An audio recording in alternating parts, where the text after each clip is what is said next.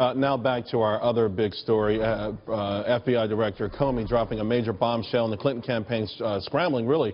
They sit in their super surrogates everywhere, and they're really focused on these battleground states. In the meantime, though, Donald Trump trying to pick off a couple of these blue states, turn them red.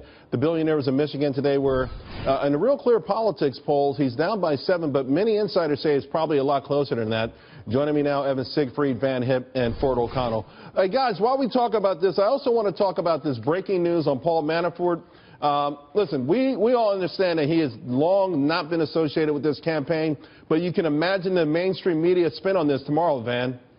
Oh, absolutely. And look, and I think Donald Trump should say, hey, we're all for open, sunlight and sunshine. That should be what he says. I mean, Donald Trump, again, it's about having openness and integrity in government, and calling for the FBI to come forward with this and with Hillary Clinton and everything else as soon as possible. Yeah, but come on now. I mean, Ford, on Friday, I was sitting, I think I was talking with Neil Cavuto saying, okay, there's going to be something anti-Trump, a new video, something's going to surface on Monday, and sure enough, something does. And I mean, it's species, obviously, but again, I don't know that the sort of a not really a very political type may see this in a newspaper somewhere tomorrow and think it's a big deal. You know what? Here's the question. Who's Paul Manafort?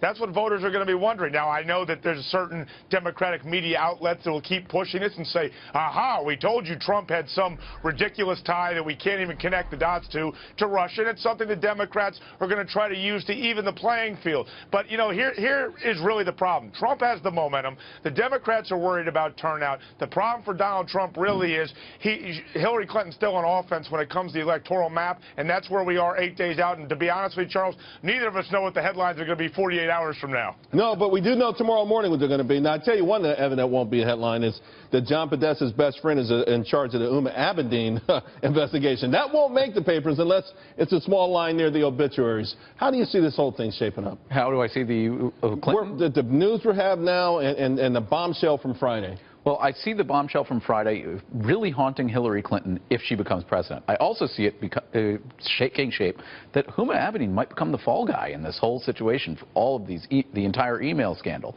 And do you think Hillary can still, isn't this the ultimate gift, though, for Donald Trump just less than 2 weeks out? It falls right in his lap at a time when all of the bad stuff about him is water under the bridge, and the focus is going to be on Hillary Clinton from here until next Tuesday. I think if you were an undecided voter with 10 days to go, I don't think you really number that many people. I think the cake is already baked, and I think a lot of people already associate the Clintons with scandal, and they already associate Donald Trump with his own attitudes. So I think that we're going to see this not really impact the race in terms of the presidential race. It'll impact the down-ballot races. It's a boon to Richard Burr, Kelly Ayotte, Ron Johnson. Van, do you see it the same way? Because I just think turnout was already a big problem for Hillary Clinton, and this makes it worse. Yeah, and the Washington Post poll says that 30% of the people are less likely to vote for her now because of this. I mean, that could swing a lot of votes. And I mean, with a race this tight, Charles, something is happening. Hillary Clinton is going on TV with campaign ads in Wisconsin for the first time this year. Yeah. Let me tell you, these Trump supporters who aren't getting picked up, it is real. I was at a restaurant the other night, and a guy who works at the restaurant came up to me and looked both ways to make sure no one could hear him and said, we're all voting for Donald Trump, all the workers in the restaurant. It is real. Yeah, that's how people come up to me in Manhattan. All right, guys. Thanks a lot. Appreciate it.